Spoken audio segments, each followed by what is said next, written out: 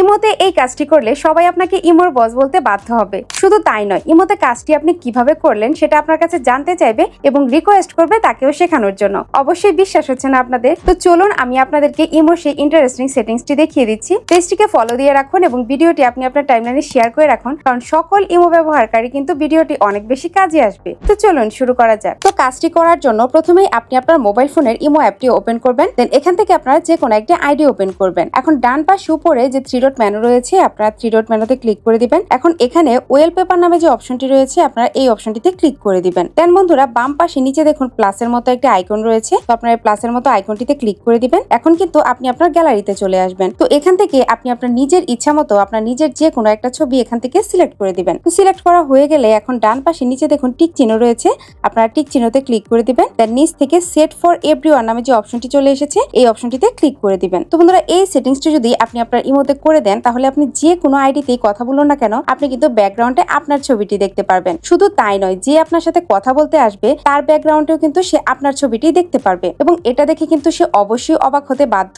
এবং আপনার কাছে কিন্তু জানতে চাইবে যে আপনি কাজটি কিভাবে করলেন এবং শিখিয়ে দেওয়ার জন্য কিন্তু রিকোয়েস্ট করবে। তো বন্ধুরা ইনফরমেশনটি যদি ভালো লেগে থাকে তাহলে অবশ্যই ভিডিওটি লাইক করে ভিডিওটি শেয়ার করে দিবেন। ধন্যবাদ।